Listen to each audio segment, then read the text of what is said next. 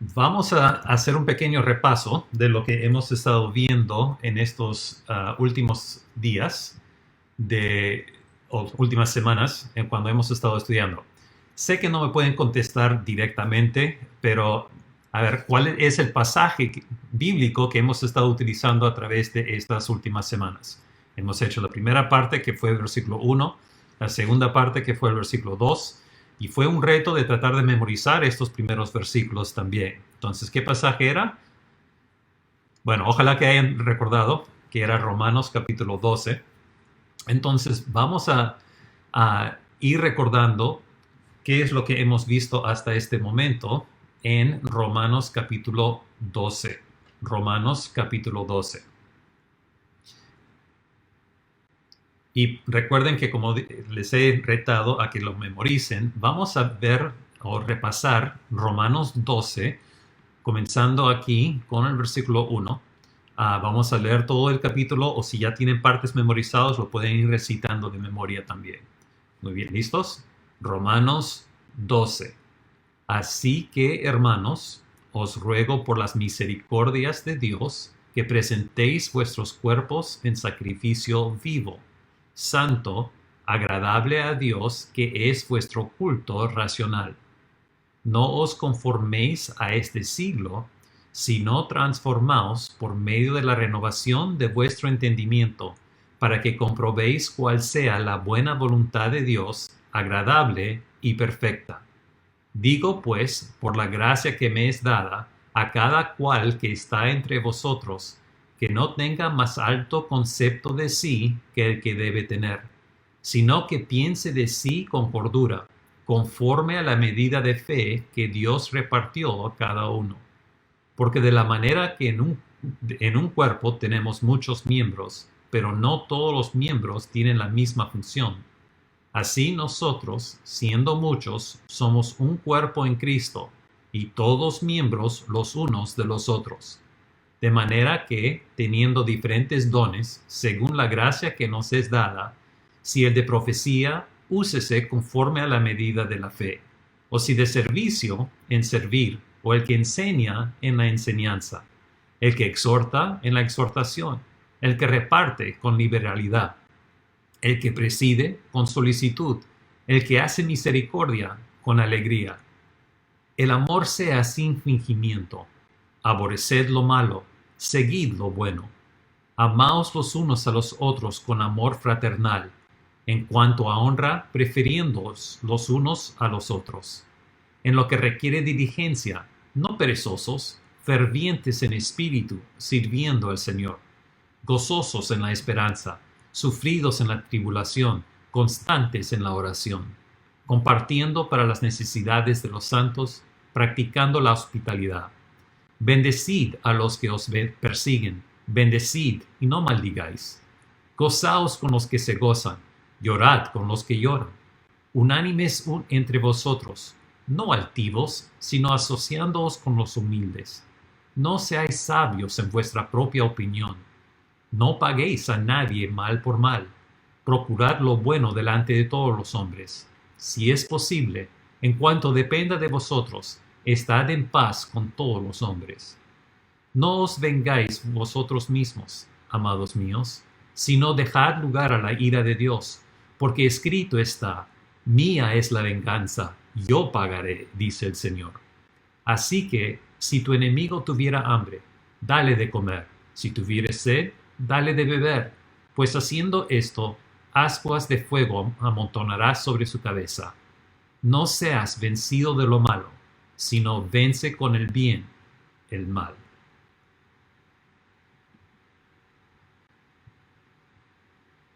Ojalá que han estado leyendo estos versículos, que se les vaya a ir quedando de memoria. Recuerden que básicamente memorizar algo es simplemente repetirlo lo suficiente para que se te vaya quedando. Entonces, es un reto, tómalo poco a poco, versículo por versículo, pero vayan repitiéndolo y poco a poco sí lo van a ir pudiendo recordar. La Biblia nos dice que justamente debemos de llenar nuestras mentes con su palabra para poder meditar en ella día y de noche, y así podremos ser transformados. Y justamente en este repaso de lo que hemos estado estudiando, hay que recordar que es parte de lo que deberíamos estar haciendo para llegar a ser cristianos tipo de Romanos 12. Es el plano para convertirnos en este tipo de discípulo, o sea, Romanos capítulo 12, 5 claves o 5 respuestas bíblicas según Romanos 12. Es nuestra relación con Dios, lo cual vimos hace 4 semanas atrás. Nuestra relación con el mundo, lo cual vimos hace 2 semanas atrás. Nuestra relación con nosotros mismos, lo que vamos a ver hoy día. Y de ahí nuestra relación con otros creyentes, sirviendo en amor, y nuestra relación con los no creyentes, que deberíamos de responder sobrenaturalmente al mal con el bien. Y recordando que con nuestra relación con Dios, que Dios desea que simplemente que nosotros nos entreguemos por completos a Él, que es algo racional, tiene sentido por lo que Él ha hecho por nosotros y por el amor que Él ha mostrado a nosotros. Nosotros deberíamos de tener la plena confianza en lo que Él ha hecho ya en el pasado y por lo tanto lo que Él va a continuar haciendo por nosotros yendo hacia el futuro también. De ahí vimos nuestra relación con el mundo, que deberíamos de estar separados del mundo, no pensar como el mundo piensa, que el mundo trata de conformarnos, de moldearnos a su manera de pensar, pero que nosotros deberíamos de ser moldeados no por el mundo, sino por la palabra de Dios. Que su palabra entre y que nos vaya cambiando, que seamos transformados en nuestra manera de pensar, renovando nuestro entendimiento. ¿Para qué? Para que podamos comprobar cuál sea la buena voluntad de Dios, agradable y perfecta. Ahora vamos a enfocar en nuestra relación con nosotros mismos, lo cual cubre versículos 3 al 8 de Romanos 12. Pero para ello queremos ver cómo es que podemos conocernos en verdad. Y esto es Romanos 12, la tercera parte. ¿Cómo conocerte en verdad? Y Romanos 12:3, que seamos sobrios en nuestra autoevaluación. Sobrio en nuestra autoevaluación. Y hay 3 preguntas que todos nos hacemos. Psicólogos y cristianos, todos básicamente han llegado a un punto de aceptar que hay 3 preguntas claves que básicamente todas las personas se hacen en algún punto de su vida. La primera pregunta que nos hacemos es, ¿quién soy? ¿Quién soy? ¿Dónde pertenezco? ¿Y qué se supone que debo de hacer? ¿Cuál es el significado de mi vida aquí en este mundo? ¿Quién soy? ¿Dónde pertenezco? ¿Y qué se supone que debo de hacer? Y cuando vemos estas preguntas, a veces son preguntas un poco difíciles y por lo tanto ni siquiera le ponemos mucho tiempo, se nos entra a la mente y como no tenemos quizás una respuesta rápida, lo dejamos a un lado y no le ponemos energía. Y la verdad es que muchas personas le ponen la mayoría de su tiempo y su energía en tratar de ser como otra persona en vez de tratar de averiguar qué es lo que somos nosotros y cuál es el propósito único que yo tengo aquí en este mundo y quién soy yo en vez de yo quiero ser como esa persona. Y el mundo nos trata de decir, si tú eres como esa persona vas a ser feliz, si tú eres como esa persona vas a tener popularidad. Pero Dios nos dice, no mires a las otras personas, mira cómo es que yo te he puesto aquí y cómo es que yo te puedo utilizar aquí. Pero ¿quién soy? Y quizás cuando somos pequeños entramos con esa pregunta de quién soy y la primera respuesta que quizás tengamos es yo soy y le damos nuestro nombre. Yo soy Jeffrey Surret y mi apellido se asocia con mi familia. Entonces, ¿quién soy? Soy parte de mi familia.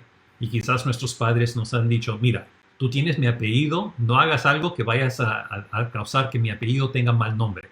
Entonces, mi nombre tiene una importancia. Pero entonces comenzamos quizás como esa parte de nuestra identidad. ¿Quién soy? Soy hijo de tal y tal, soy hija de tal y tal. Pero se comienza con nuestra familia. De ahí comienza a pasar el tiempo y quizás comienza a cambiar algunas cosas y ¿quién soy? Soy un alumno, soy un estudiante en la universidad, soy universitario, soy lo que sea. Y de ahí pasa un poco más de tiempo y entra a lo que es, soy un profesor, o soy mecánico, o soy vendedor, soy lo que sea, y entra mi trabajo. O pasa un poco más de tiempo y al pasar el tiempo quizás llega a ser algo a que soy apasionado. Soy mamá, soy papá, soy artista, soy una persona que le gusta hacer esto o lo otro. Cuando yo recién me había graduado de la universidad y mi primer trabajo como profesor, llegué a un colegio y era una reunión de padres para que vengan justo para que los nuevos profesores, los profesores en general, podrían presentarse a los padres de familia para comenzar el año escolar. Y como yo era un nuevo profesor, nos daban un plazo, y también a los que ya habían estado ahí antes, un plazo para pasar adelante y decir quiénes somos, qué estamos haciendo, etc. Entonces yo paso adelante y les digo, yo soy profesor de matemática y comienzo a hablar un poco. La persona que viene después de mí era una señora que ya tenía hijos que estaban en la secundaria, etc. Pero ella ya tenía más experiencia, tenía más humildad y tenía más sabiduría de lo que yo tenía en ese momento. Y ella, en vez de decir que ella era la profesora de comunicación, ella dice, yo enseño, y en vez de como yo digo, yo enseño matemática, ella dice, yo enseño alumnos. Yo enseño alumnos a que ellos puedan, y comenzó ahí. Y eso realmente me tocó, porque me puso en mente que yo tenía que no necesariamente pensar en yo soy un profesor y lo que importa es lo que yo soy, sino que el enfoque debería de ser en ellos. Pero muchas veces justamente es lo que hacemos, es nuestro enfoque, especialmente al inicio, quién soy, comienza con mi familia, de ahí pasa a quizás mi trabajo o a lo que estoy más apasionado, con más sabiduría que viene con más tiempo. Esa es quizá la primera pregunta. Pero ahí viene la pregunta de dónde pertenezco. ¿Dónde pertenezco en esta vida? ¿Con qué grupo de personas me debo de juntar? ¿Dónde es que yo me siento más seguro? ¿Dónde hay una seguridad? ¿Es en mi familia o es con gente de mi barrio, que me conocen bien, donde yo ya tengo ahí mis choches, mis compadres? ¿O es quizás con personas que sean de mi mismo parecer, que se parecen como yo, que tengan mi misma tinta de piel o que tengan mi misma manera de pensar? O que tengan mi misma edad, porque esos jóvenes ya son demasiado, o esos ancianos que ellos no saben nada.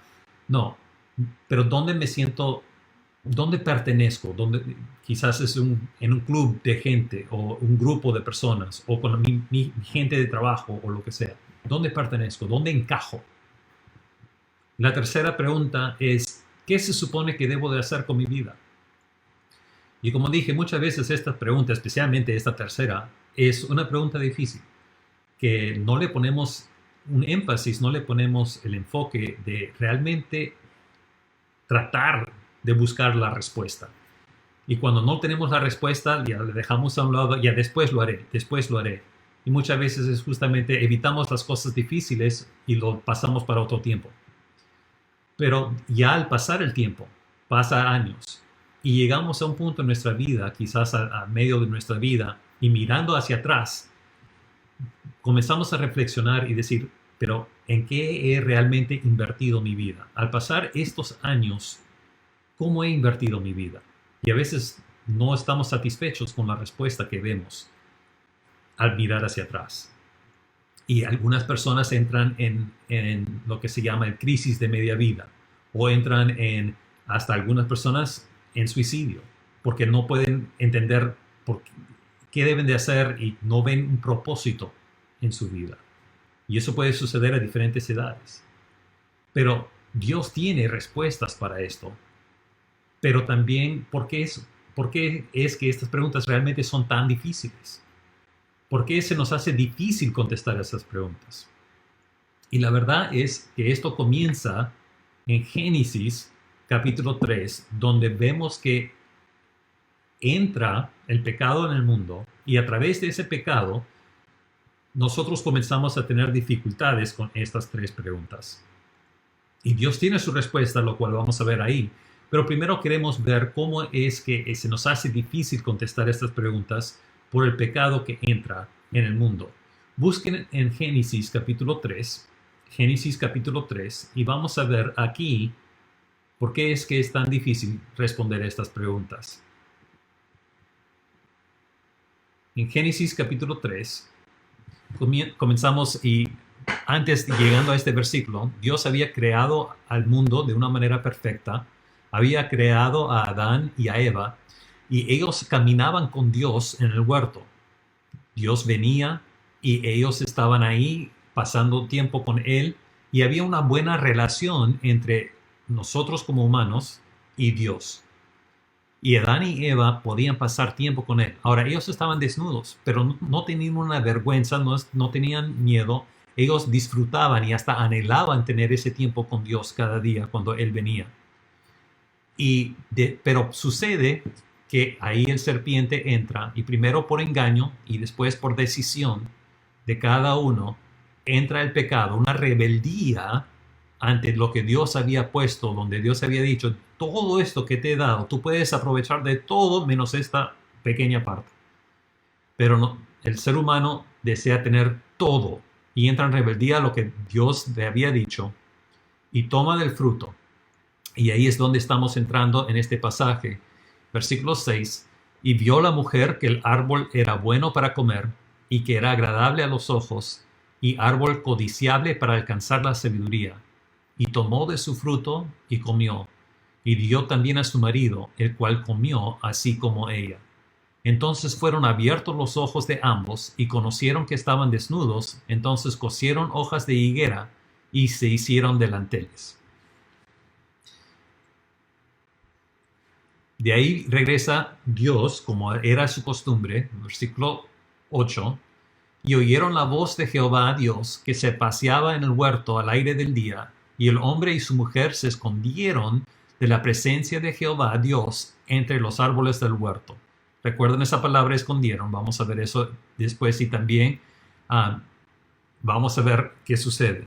Entonces, Dios viene, les llama, ellos se esconden.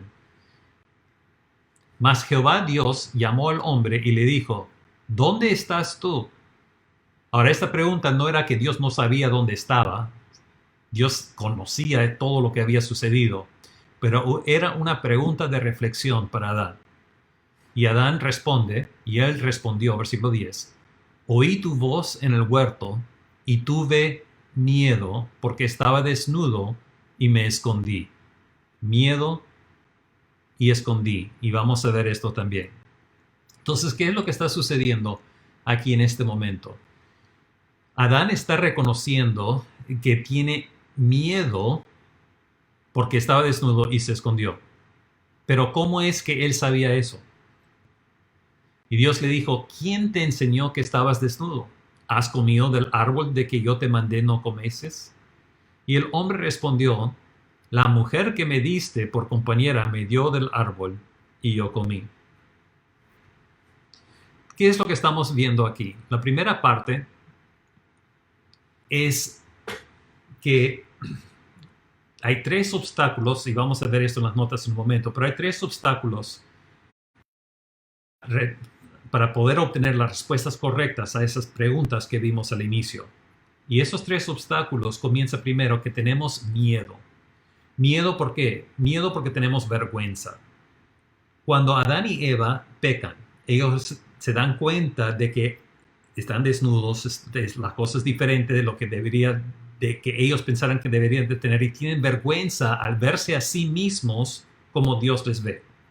Aunque Dios les había creado y aunque Dios les había creado de una manera perfecta, ellos al pecar sentían vergüenza. Y al sentir vergüenza por miedo de lo que Dios iba a hacer, se esconden. ¿Y por qué es que hacen eso? Bueno, Adán, al tener este miedo por reconocer que Dios les había dicho: si me desobedecen, hay la paga del pecado por haber desobedecido. Entonces él tiene miedo, reconoce eso, vergüenza por lo que hizo, y de ahí se esconde. Y cuando se esconde, comienza a tratar y Dios le llama la atención, él sale, pero le trata de desviar de la conversación. ¿Por qué? Al esconderse es una muestra de inseguridad de lo que él es. Y de ahí, ¿qué sucede? Cuando Dios le llama la atención, ¿qué sucedió? ¿Cuál fue la respuesta de Adán? Miremos nuevamente el versículo 12. Y esto continúa hasta hoy. Y el hombre respondió, la mujer que me diste por compañera me dio del árbol y yo comí. Y eso es que cambiamos, en vez de tomar responsabilidad por lo que hemos hecho, tratamos de culpar a otros. Niego que yo tengo responsabilidad en lo que he hecho y en vez de aceptar que yo he hecho algo malo, trato de echarle la culpa a otra persona. Y en este caso, cuando el hombre responde, la mujer que me diste, no solamente le está echando la culpa a Eva, le está echando la culpa a la mujer que me diste. Dios, por si acaso, si tú recuerdas, yo estaba bien antes que me diste a esta mujer. Entonces, la culpa es de ella, pero realmente la culpa es tuya por haberme dado a esta mujer. Ahora, es interesante. Entonces, ¿cuál es la respuesta de Eva cuando Dios le pregunta a ella? Entonces Jehová Dios dijo a la mujer, ¿qué es lo que has hecho? Y dijo la mujer, la serpiente me engañó y comí. Aquí la mujer aprendió muy rápidamente del hombre que había negado haber hecho algo malo y echar la culpa a otra persona. ¿Y qué es lo que ella hace? No, fue la serpiente me engañó. Y por si acaso, ¿quién hizo la serpiente? ¿No fuiste tú que creaste esa serpiente? Entonces también te estoy echando la culpa a ti. Y muchas veces es justamente lo que nosotros hacemos. Cuando hacemos algo malo, le echamos la culpa a Dios. Cuando algo sucede que no entendemos, le echamos la culpa a Dios. Y es algo que ha entrado en nuestro ser desde el inicio. 3 obstáculos para obtener respuestas correctas. Miedo, enraizado en vergüenza, lo cual vimos con Adán ahí. Escondiéndonos del problema, escondiéndonos de personas, poniendo un maquillaje sobre nosotros para presentar algo hacia los demás de lo que realmente no soy. Yo puedo esconderme de otras personas, no simplemente como Adán se escondió ahí en el huerto, pero yo puedo cambiar mi parecer, mi manera de ser para otras personas. Cuando estoy con este grupo de personas, yo hablo de esta manera. Cuando voy a la iglesia, yo me presento de tal manera de que ellos sean o sepan que yo soy un creyente. Pero cuando estoy en mi trabajo, yo tengo un poco de vergüenza y por lo tanto cambio mi manera de ser. Cambio la manera que hablo, cambia la manera que converso con personas. Mientras que en la iglesia cambio nuevamente. Entonces hay estos cambios donde realmente lo que está sucediendo es nuestra manera de esconder lo que realmente soy. ¿Por qué? Porque tengo vergüenza, porque tengo miedo de que cuando yo me presento como soy realmente, que personas me van a rechazar. Y entonces no tengo una seguridad, una confianza plena en quién soy y que al ser una persona creada por Dios, que yo debo de ser aceptado por otros. Y una de las razones por la cual a veces pensamos que no vamos a ser aceptados es porque nosotros no aceptamos a otras personas tampoco. Y pensamos que otras personas van a juzgar de la misma manera que yo juzgo. Entonces nos escondemos. Y de ahí, cuando algo no está yendo como debe, en vez de tomar responsabilidad, niego que yo tengo responsabilidad ahí y encuentro a otras personas a quien echarle la culpa. Y a final de cuentas, al echarle la culpa a otras personas, a fin de cuentas estoy echándole la culpa a Dios por lo que ha sucedido, por lo que Él dejó que esas personas estén en mi vida, por lo que Él dejó o creó a esas personas, o que creó esta oportunidad, o esta situación, o lo que sea. Entonces, si es que yo utilizo, al igual que Adán y Eva, estas excusas, voy a tener dificultades en contestar las tres preguntas que vimos al inicio. ¿Quién soy? ¿Qué es lo que, cuál es mi propósito? ¿Qué es lo que debo de hacer?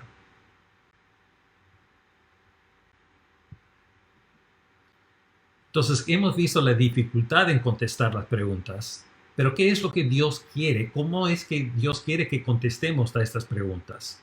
Y la respuesta de Dios. La primera parte aquí es Romanos 12:3. ¿Y quién eres? Romanos 12:3. Veamos aquí, en el versículo 3.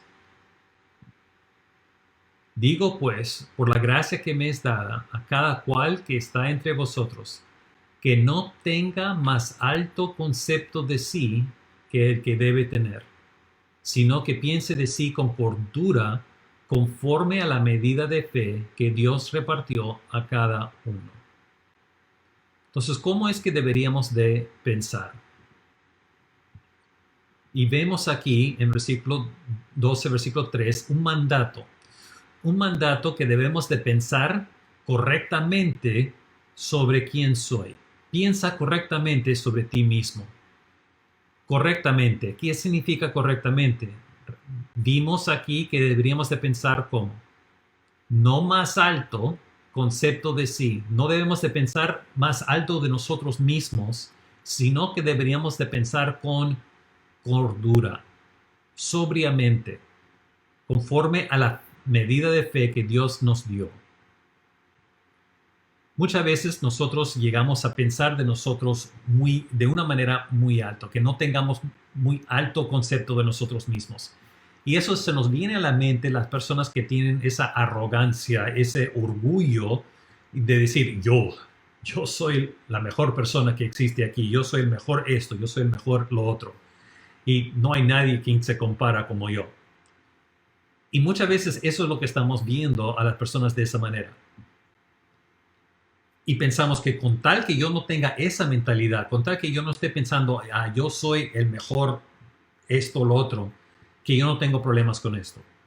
Pero también hay dos caras de este orgullo. La primera cara de orgullo es la que acabamos de describir, la persona que realmente piensa que ellos son mejor que otras personas. Mientras que la otra cara, el otro lado de la misma moneda, que sigue siendo orgullo, es la persona que piensa muy bajo de sí mismo también.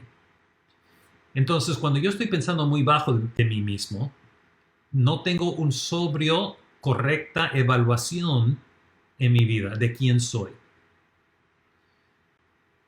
Es verdad que cada uno de nosotros somos pecadores. Cristo nos dice, por cuanto todos pecaron, están destituidos de la gloria de Dios. No hay justo ni aun uno. Por lo tanto, reconociendo que somos pecadores, eso nos debe de ayudar a evitar tener un concepto demasiado alto de nosotros, porque al reconocer que somos pecadores, deberíamos de reconocer que lo que realmente merecemos es el infierno por toda la eternidad. No hay justo, no hay nada bueno que procede de nuestro corazón. Entonces, eso nos debe de humillar, pero también deberíamos de reconocer que Cristo nos amó tanto que mientras que nosotros aún fuésemos pecadores, aún así, más Dios muestra su amor para con nosotros, en que siendo aún pecadores, Cristo murió por nosotros. Y el valor que nosotros tenemos no es por lo que soy intrínsecamente, sino ese valor que Dios pone a mi vida con el pago que Él da por medio de Cristo. Una cosa es valuado por lo que una persona está dispuesto a pagar por ello.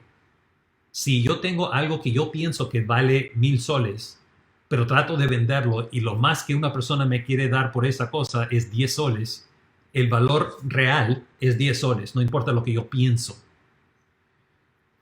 Pero el valor es igual si yo pienso que esto no tiene nada de valor, es un pedazo de chatarra, pero otra persona lo ve y desea y me ofrece un monto que sea mucho mayor de lo que yo pienso, el valor de ese objeto es medido por lo que una persona está dispuesta a pagar. Y nosotros tenemos valor no por lo que somos intrínsecamente, porque realmente somos peor que chatarra, pero lo que tenemos valor es por lo que Dios estuvo dispuesto a pagar por nosotros. Y Él estuvo dispuesto a entregar su vida por nosotros. Y por lo tanto, nuestro valor es invalorable. Entonces hay que reconocer, no tener un concepto muy alto de nosotros mismos, porque somos pecadores, y no tener un concepto muy debajo de lo que somos, porque somos comprados por Cristo y tenemos un valor porque Él nos valora. No ni siquiera a la derecha ni a la izquierda, sino teniendo la autoevaluación correcta, sobrio, con cordura de lo que realmente somos. Y ese es el mandato que Dios nos da ahí en el versículo 3, tener esta autoevaluación correcta. De ahí miremos el versículo 4 y 5, versículos 4 y 5. Porque de la manera que en un cuerpo tenemos muchos miembros, pero no todos los miembros tienen la misma función, así nosotros, siendo muchos, somos un cuerpo en Cristo y todos miembros los unos de los otros. Entonces, al ver quiénes somos al inicio, quién soy, no soy simplemente una persona de mi familia, no soy simplemente una persona de mi trabajo. ¿Quién soy? Soy un pecador comprado por Cristo y por lo tanto tengo valor. Y de ahí, ¿dónde pertenezco? ¿Dónde es que puedo encontrar mi seguridad? Mi seguridad, de acuerdo a estos versículos 4 y 5, mi seguridad es que tengo un papel para llenar. Tengo un propósito que Dios me ha dado para estar aquí en esta vida. Dios me creó de una manera única y no tengo por qué esconderlo. No tengo por qué tratar de ser otra persona de lo que Dios me creó, sino es que donde pertenezco con Cristo. Somos un cuerpo en Cristo. Aún así, somos muchos. Somos diferentes piezas de la rompecabezas que es la iglesia, el cuerpo de Cristo, donde todos somos miembros los unos de los otros. Entonces, ¿dónde encuentro mi seguridad? Debo de poder encontrar mi seguridad en Cristo y en el cuerpo de Cristo. Y el cuerpo de Cristo es la iglesia. Yo debo de sentirme cómodo, seguro en la iglesia. Ahora, eso no siempre sucede, porque igual somos pecadores y a veces hacemos cosas que no deberíamos. Y miramos a personas teniendo muy alta estima de nosotros mismos, miramos a ellos y decimos, uy, esa persona es diferente que yo, esa persona es un pecador, esa persona lo que sea. Y por lo tanto no me asocio con ellos. Pero la Biblia nos está diciendo que somos un cuerpo, miembros los unos de los otros. Si una persona es un creyente y la otra persona es creyente, somos miembros los unos a los otros, de los otros. Aunque no quisiéramos hacerlo, somos. Y es como decir, uy, ¿sabes qué? No me gusta tener me gusta más mi mano derecha que me gusta la mano izquierda. Entonces la mano izquierda lo voy a poner a un lado y no lo voy a utilizar, lo voy a rechazar. Y simplemente me voy a quedar con la mano derecha. Eso no tiene sentido. Dios nos ha dado un cuerpo y el cuerpo es para trabajar juntos, la mano derecha con la mano izquierda, con las cosas que se ven, el oído, los ojos, aún con las cosas que no podemos ver dentro, los órganos que nosotros tenemos. Y a veces en iglesias hay personas que no vemos mucho, pero son personas críticas para la iglesia. ¿Y dónde es que yo encajo? ¿Dónde es que yo pertenezco? Pertenezco en el cuerpo de Cristo. Y es ahí donde yo puedo encontrar una seguridad a través del rol, el papel que Dios quiere que yo tenga aquí en esta iglesia, siendo este tipo de miembro. Y los miembros somos distintos. No todos somos iguales. Y está bien. Qué bien que no todos somos lo mismo. No quisiéramos que todos sean ojos. Si todos somos ojos, ¿cómo vamos a oír? Si todos seríamos orejas, ¿cómo vamos a ver? Si no tendríamos el sentido de olor, no tendríamos tampoco el sentido de sabor. Y eso no disfrutaríamos de la vida de la misma manera. Chocolate que no tiene mucho sabor no creo que sería bueno. Pero tenemos los diferentes sentidos que trabajan juntos. Tenemos manos, tenemos, como dije antes, órganos internos que ayudan a que todos trabajen juntos. Y no deberíamos de menospreciar uno sobre otro. Entonces encontramos nuestro valor o nuestra seguridad en la iglesia donde realmente pertenezco. Y de ahí, ¿qué se supone que debes de hacer? Romanos 12, versículos 6 al 8. ¿Qué se supone que debes de hacer? De manera que teniendo diferentes dones, según la gracia que nos es dada, si el de profecía, úsese conforme a la medida de la fe, o si de servicio, en servir, o el que enseña en la enseñanza, el que exhorta en la exhortación, el que reparte con liberalidad, el que preside con solicitud, el que hace misericordia con alegría. Y aquí entramos a una lista de diferentes dones. Ya tenemos somos diferentes miembros, pero estos diferentes miembros tienen diferentes funciones, al igual Dios nos ha dado a cada uno de nosotros diferentes dones espirituales. Y esta lista aquí que Dios nos da, sí es una lista de dones, pero el énfasis aquí no es en simplemente darnos una lista de dones, es de decirnos muy bien, si tienes la don de enseñanza, ¿qué es lo que debes de hacer? Enseña. Si tienes el don de exhortación, ¿qué es lo que debes hacer? Exhorta. Si tienes el don de misericordia, ¿qué es lo que debes de hacer? Úsalo. Sé misericordioso, con alegría. Y si Dios te ha dado un don, lo cual por si acaso nos ha dado a todos los que somos creyentes, nos ha dado un don. A veces pensamos que Dios al crear a todos llegó a mí y pensó, ya, a ver, para ti ya no queda nada, lo siento. No, Dios nos ha dado a cada uno nuestro don. Y en ese don que Dios nos ha dado, lo que Él nos está diciendo, si yo te he dado algo, úsalo. Úsalo. Entonces, ¿qué se supone que debo de hacer? En la práctica, ¿qué es lo que debo de hacer? Descubre e implementa tu don espiritual. Si tú no conoces exactamente cuál es tu don espiritual, conversa con tu pastor, conversa con las personas ahí en la iglesia que te conocen y anda pensando cuáles son las cosas en esta vida que Dios te permite hacer en la iglesia específicamente, como cuerpo de Cristo. ¿Qué es lo que te gusta hacer que ayuda a otras personas? O bien que sea ayudando al pastor en simplemente sirviendo a otras personas. Que sea quizás cuando tú llegas a la iglesia, te das cuenta que hay una necesidad en la iglesia, tú vas, ordenas, limpias y estás sirviendo detrás, asegurándote que el equipo de sonido esté funcionando para que cuando el pastor enseñe la gente lo puede escuchar. Y quizás nadie ve lo que tú haces, pero aún así es importante porque eres parte del cuerpo. Y si eso te está trayendo gozo, es posiblemente que tu don espiritual sea de servicio. Si a ti te encanta o ves a una persona que se siente desamparada y tu corazón siente ir y conversar con esa persona y te sientes al lado de ellos y conversas y le animas y estás ahí con ellos. Y quizás tú ni siquiera te das cuenta que eso es un don espiritual, pero es quizás ahí donde Dios te quiere utilizar más.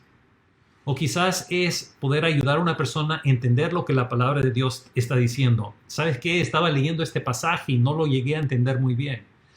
Sí, yo también había leído ese pasaje y lo que pienso que significa es, y comienzan a conversar de esa manera y te das cuenta que ayudando a otras personas a entender la palabra de Dios quizás sea tu don. Y la manera que vas a encontrar tu don es sirviendo. Ver qué es lo que te trae gozo al hacer, ayudando a otras personas, ayudando a la iglesia, dónde encajas dentro de la iglesia. Entonces aquí vemos las respuestas de qué es lo que Dios a cómo es que Dios quiere contestar esas tres preguntas en nuestras vidas.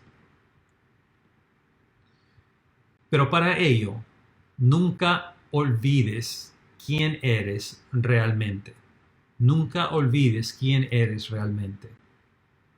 Y recuerda, Dios te creó de una manera única. Tú eres una persona especial. Tú tienes tu ADN, en inglés es DNA, entonces tuve que recordar cómo es en español, lo siento. Tu ADN es único. Nadie en este mundo tiene tu ADN igual. Entonces Dios te ha creado de esta manera única. Y eso para ello que nosotros deberíamos de darle gracias a Dios por la manera que Él nos ha creado. Y no enfocar nuestro tiempo, nuestra energía en llegar a ser como esa persona, sino encontrar, Dios, ¿qué es lo que tú deseas para mí? Y cómo es que yo puedo usar los dones que tú me has dado para ayudar en la iglesia y ayudar a otras personas a que lleguen a conocerte a ti.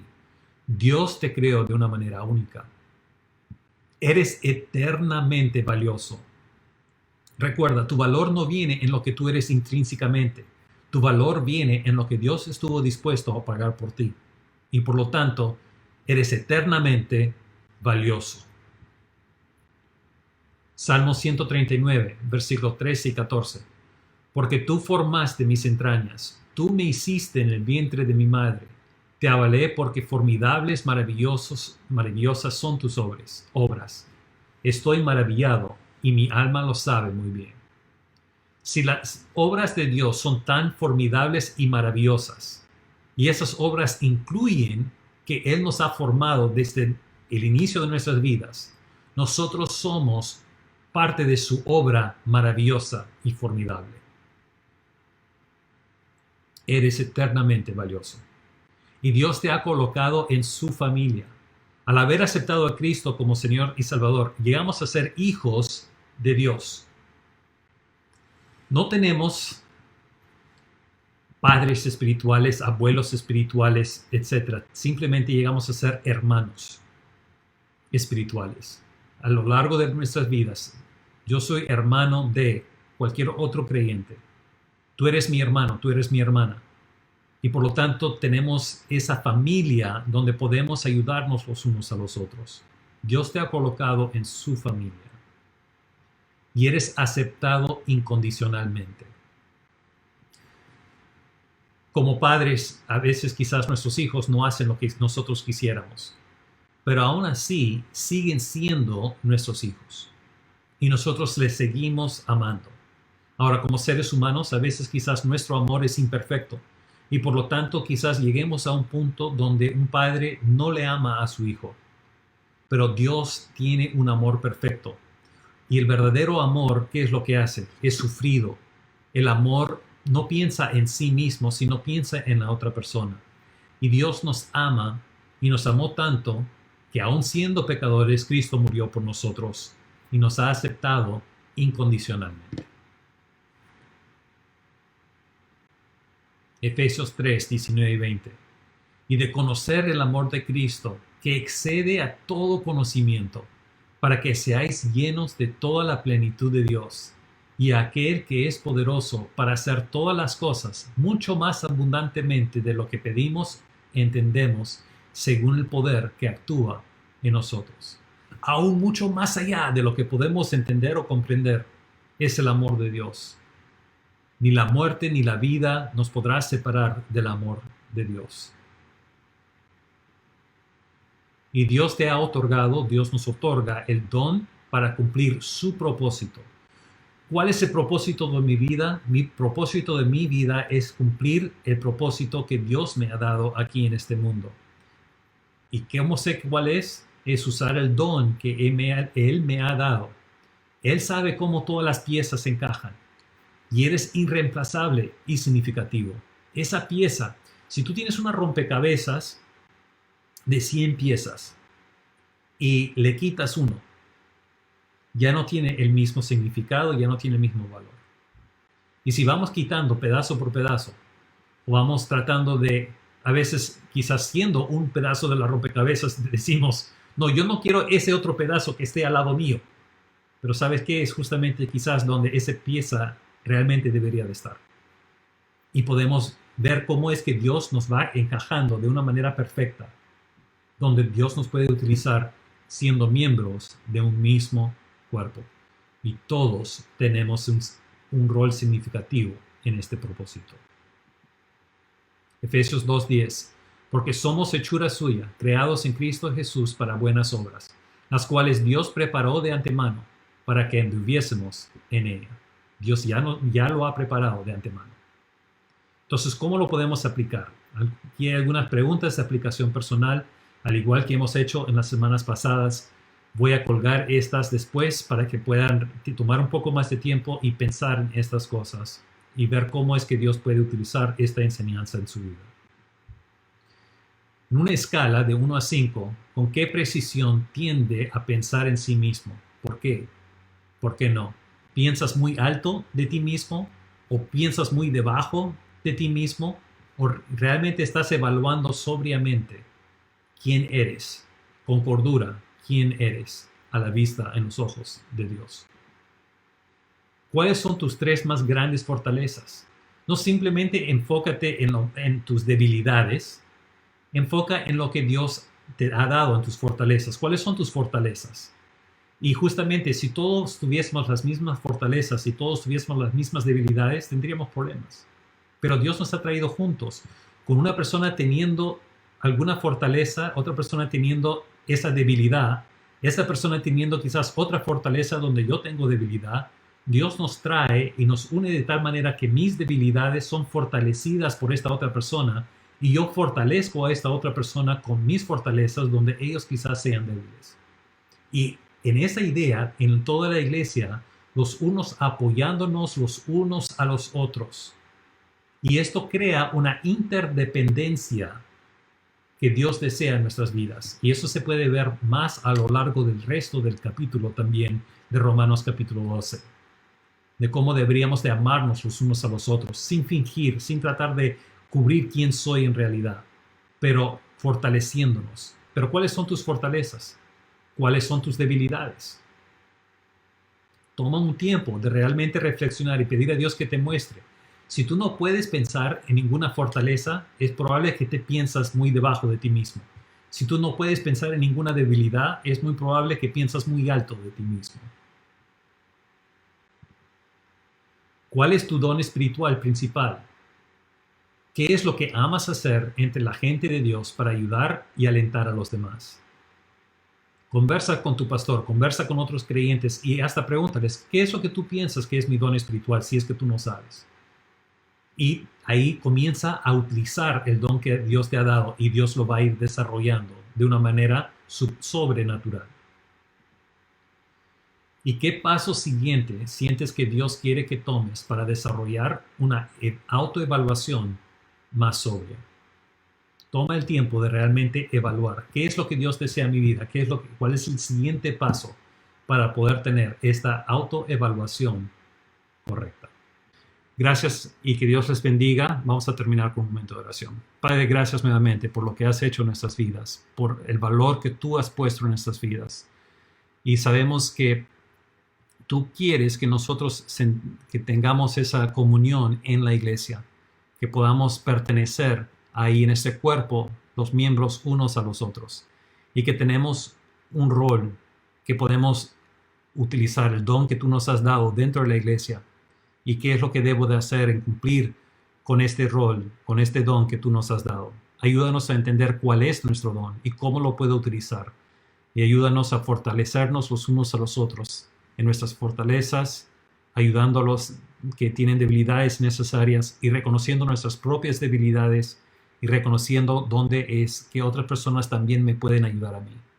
Que yo puedo ser transparente para que ellos también puedan ayudarme. Que yo no tenga miedo, que no me avergüence del Evangelio, que no me avergüence de cómo es que tú me has creado. Que no trate de esconderme de otras personas, pero que yo pueda ser reconocido como un hijo tuyo y que pueda utilizar lo que tú me has dado para ayudar a otros. En el nombre de Cristo Jesús. Amén. Que Dios les bendiga.